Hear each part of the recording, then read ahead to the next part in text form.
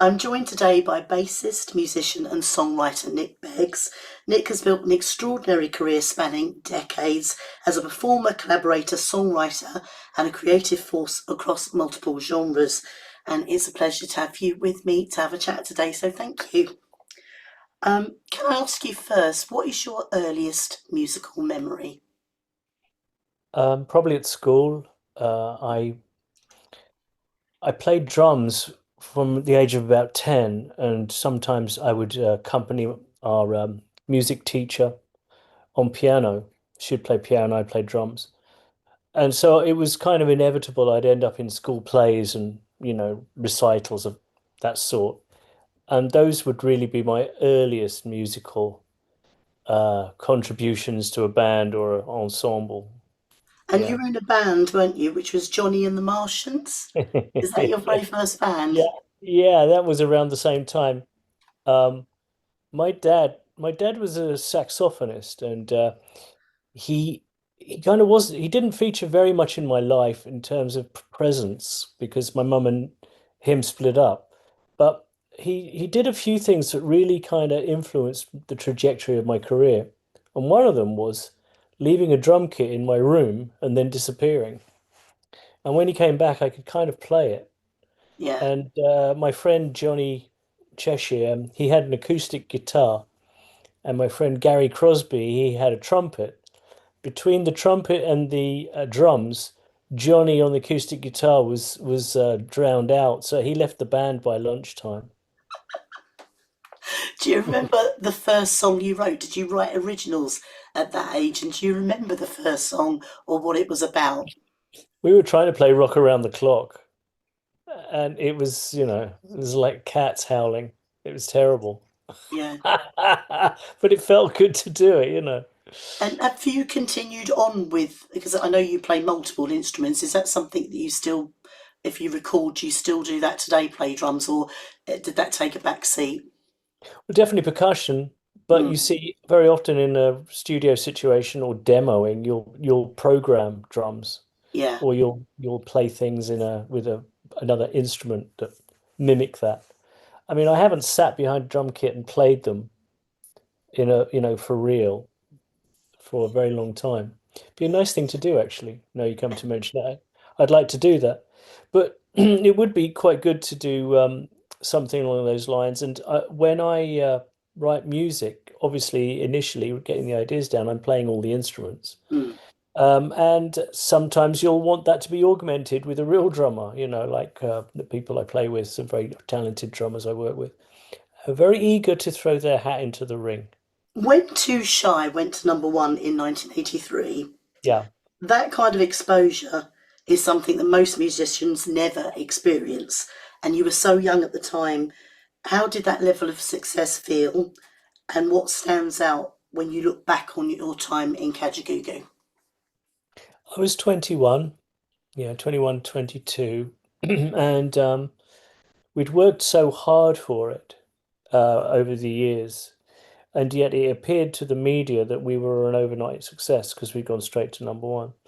So there was this sort of, it was the iceberg scenario for us. I think we felt a bit frustrated by that, that had been a tremendous amount of preamble leading up to that big success of that first song.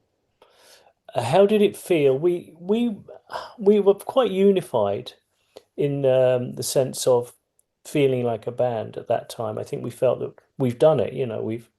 We've achieved at least part of what we wanted to do, and yeah, it was an amazing thing. And you're right, a lot of people aspire to it and never get it. Maintaining it then becomes the next thing. In Europe, we had six hits. In America, we had one hit. So, if you speak to Americans, they always remember Kajagoogoo's one-hit wonders, which galls me a bit. But we in Europe, it was a different game Mm. altogether. You've collaborated with so many artists over the years, from Steve Hackett to Howard Jones and so many others. How do those collaborations usually come about? Is it an organic connection, or do you mix in the same circles, or do you kind of just get together and say, "I've got a project. Would you like to be involved?" How has it all happened? All of the above. Yeah, Yeah. there's not one way. Usually somebody will want me to do something, make a Nick Begg sound here. The Chapman stick is a good example for that because I'm one of the few people who play it. And so people will want some stick on something.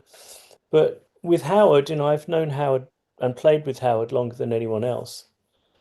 And that happened because he wanted to step out from being playing everything and play Hammond organ. So Mm, he wanted to have a band around him with a rhythm section. And we met, and he asked me if I'd be interested. So, there was a great opportunity to expand his sound. mm, And with Steve Hackett, I met him quite a few years before when I was in Belinda Carlisle's band. And I think he'd filed me under to be continued. yeah. So when the time came for him to give me a call, I think the thing that sparked it for him was that I'd done a reform of Kajagoogoo after bands reunited. And he had seen it on TV and he went, "Ah, Nick Beggs, yeah, now he would be good to call." So, it's serendipity as well. That's why I always think, trying to keep your profile up is a good thing. Social media is very good for that. Yeah. You were mentioning about is it the stick bass? Can you tell us a little bit more about how that Well, differs? it's not really a bass. It has a Right. bass side. Like a piano isn't really regarded as a bass instrument. It's got a bass notes to it and it's got melody notes too. Yeah. But my job within a band often is the bass player. Not always, but often. So I tend to stay down the that side of the instrument. Sometimes I like to venture up into the more nebulous areas. The instrument is very unusual because it implements double-handed tapping, and it's an instrument that's made specifically for that um, technique, ergonomically speaking. Mm, And it's a blank canvas, I always think, because you can affect it in certain ways and gives a different sort of tones. And it's a very liberating instrument to play because it doesn't sound like anything else really. and when you play it, do you actually sing? Does it go from here to your fingers? Do you actually sing it, or does it just come through slightly differently? How does it work? No, I have parts which I play usually most of the time. If I'm taking solos, it's a different thing altogether. I don't know where that comes from, soloing. I don't know. I don't sing it, no. Kind of just have it in my head, I guess. You were mentioning earlier about writing. So, as you were saying about songwriting, so it can just start from drums because you play everything bass. So it's different every single time you put a song together. Yes, but you have a map, a blueprint for a song anyway. Because you can't just throw things. Well, sometimes you throw things together and they work, but usually you don't have a blueprint for a song. And you sort of fit the jigsaw puzzle around that. Do you have to sort of think about it, or do you, when you write a song, is that something you're conscious, I'm going to write this type of song, or is it whatever flows?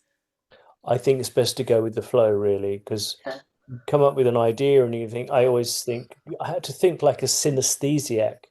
What does this song feel like? What does it look like? What's the emotions that these chords are giving?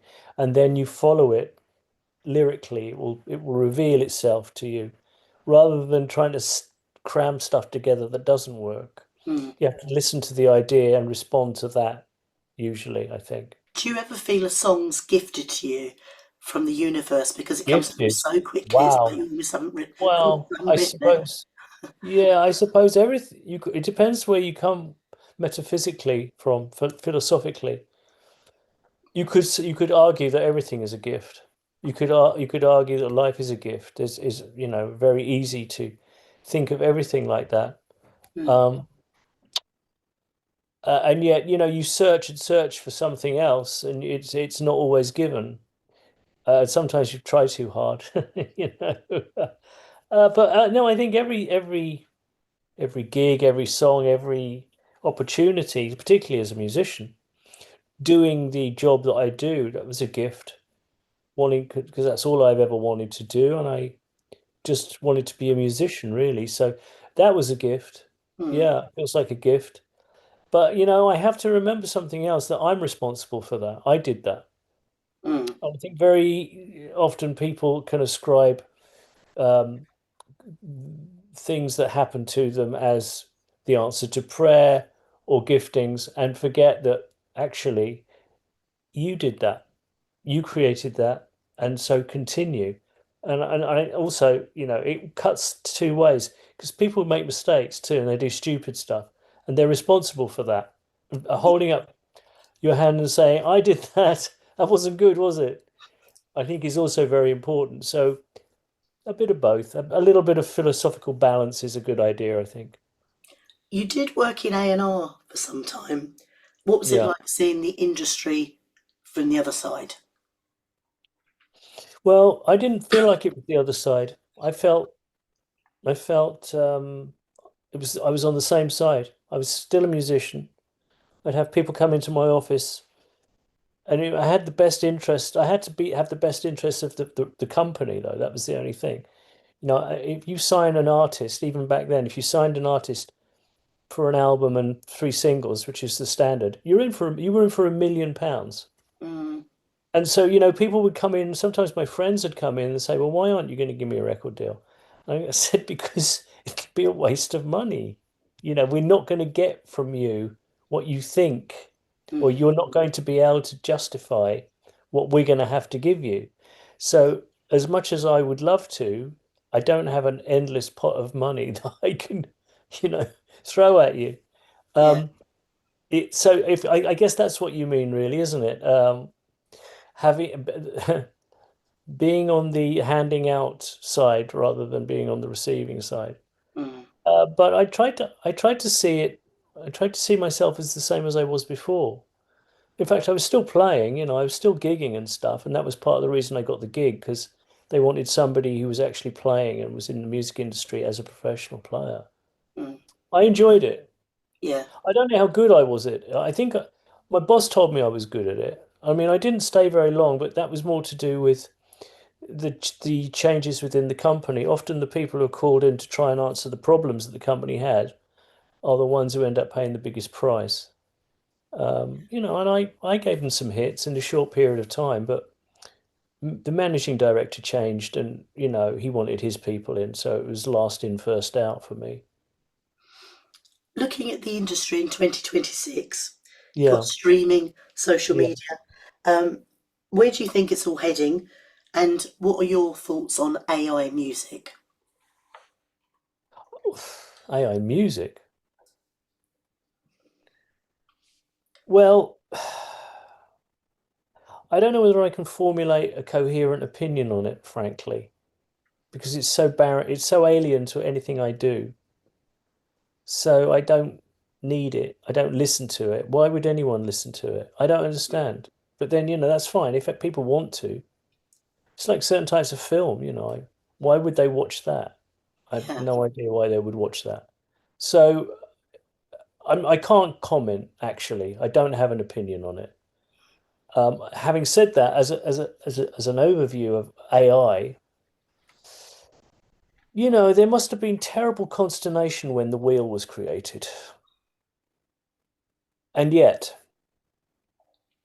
so let's not be too Luddite about it. It's up to us the way we control these things. Um, Mm, it's up to us how we use these tools. An axe can be used for quite a few applications. So it's up to us how we wield them. yeah. I use ChatGPT all the time. I love it. It's actually, do you know what? It's my new best mate. The recipes that it comes up with for me to cook each, because I cook all the meals in the house. And it can be a bit arduous. The other day I asked it for a recipe for Brussels sprouts in an air fryer. Oh, wow. It's the best Brussels sprout. My wife said, "Oh my God, these Brussels sprouts." I said, "Yeah, it's my mate Chatty." Have you given yours a name? Oh He's yeah, got it's a called name. Chatty. Yeah, yeah, it's Chatty. My mate Chatty. Every and I think sometimes I'm just doing something, and I think I don't know what I'm going to do about that. What does that mean? If I do that, I think, hang on, I'll ask Chatty. And Chatty will come back, he'll give me three or four possible outcomes. Mm.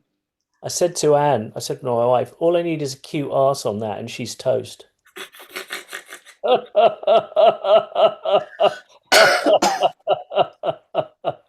Oh dear.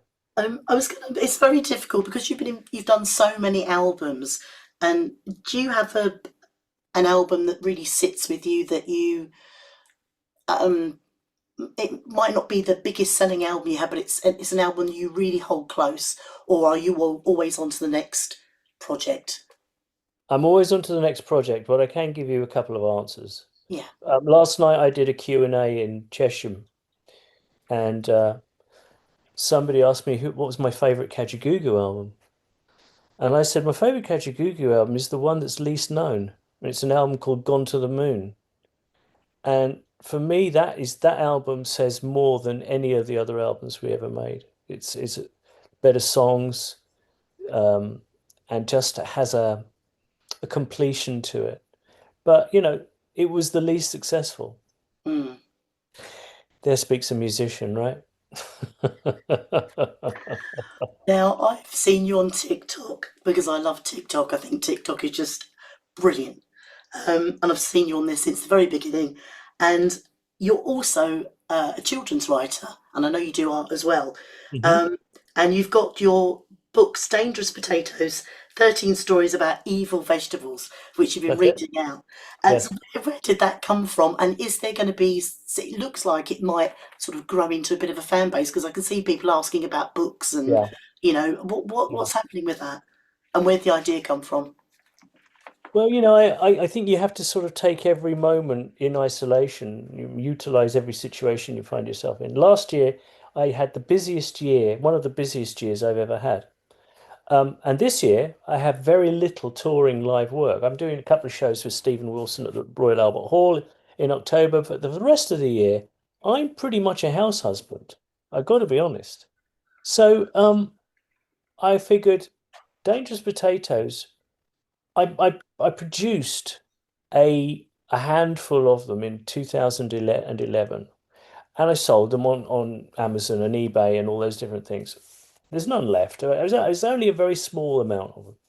But I thought, why not take this time to do a sort of put my toe in the water and see if what people think of it now, because I always thought it had great potential. In fact, I took it to all these production companies when I first developed it, and they all said to me, if we do this, we'll take 80% of it.